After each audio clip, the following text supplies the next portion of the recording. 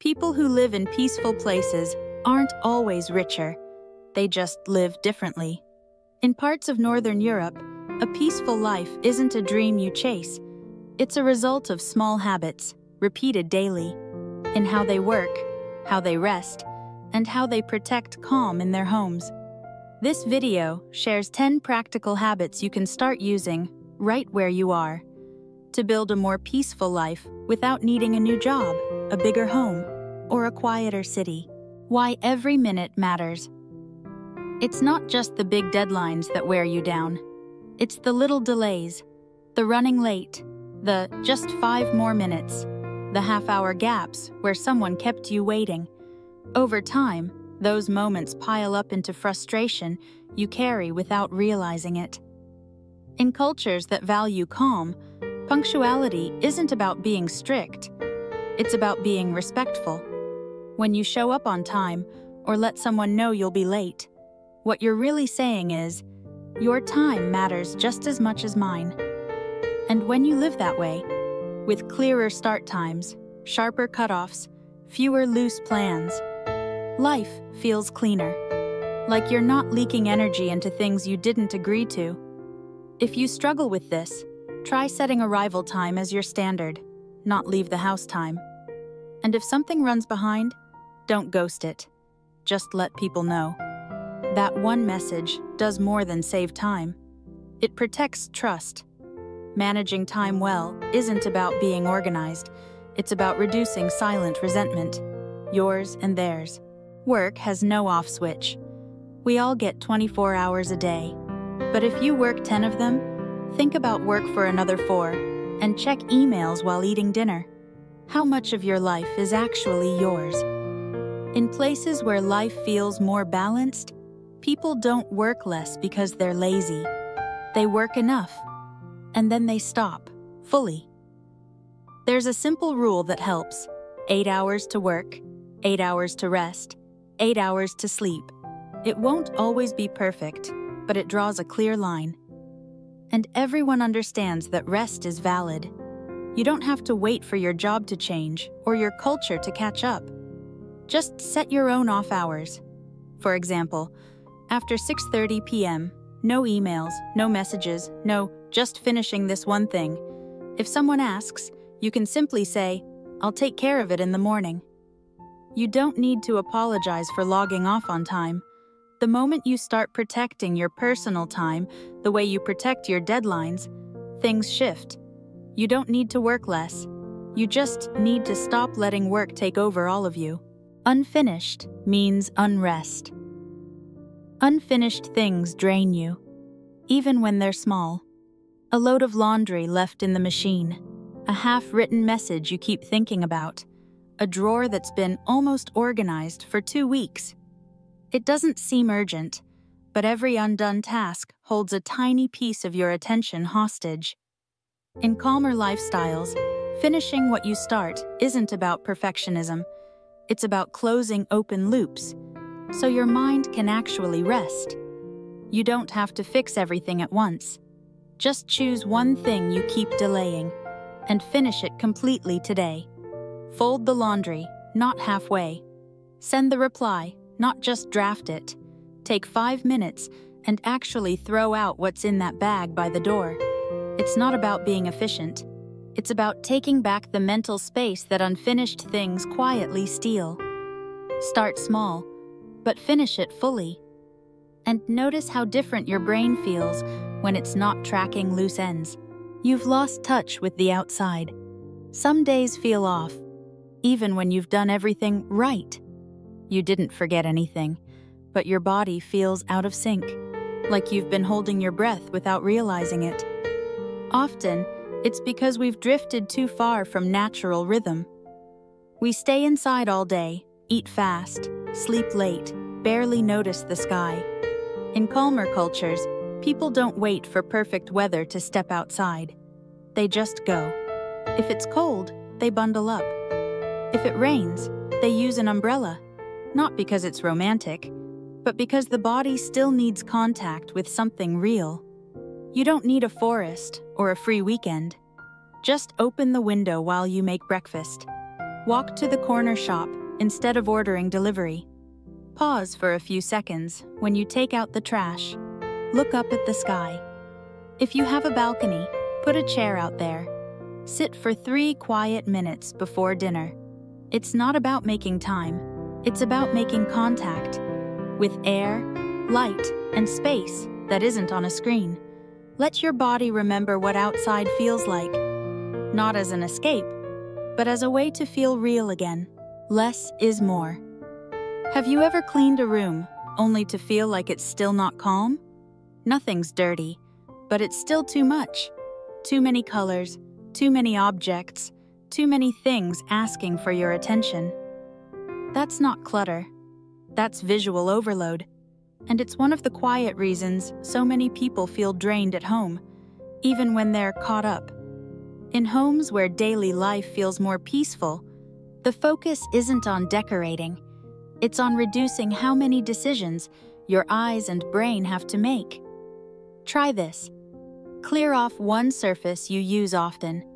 The top of your dresser, the kitchen counter, your nightstand. Don't restyle it. Just empty it. Let it stay that way for a few days and see how you feel. And when you're unsure about something, ask the simplest question. If I had to move out tomorrow, would I bring this with me? If the answer is no, you already have your answer. Minimalism isn't about less for the sake of less. It's about giving yourself fewer things to manage, so you have more attention for what actually matters. You don't owe anyone closeness. Some days, it's not the noise that exhausts you. It's just being too close to everything. People, screens, conversations. Even at home, it can feel like you have no room that's fully yours. In places where peace is prioritized, personal space isn't seen as selfish. It's normal.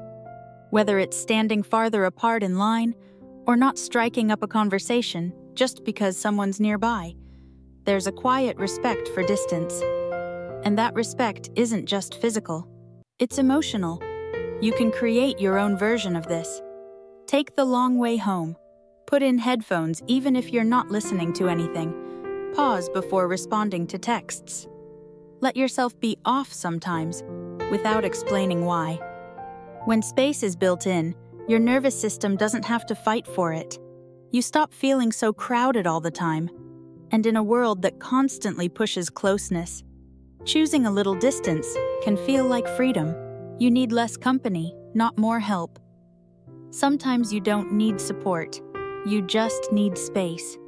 When everything feels loud, the group chats, the meetings, the background noise of other people's needs, even the kindest voice can feel like too much.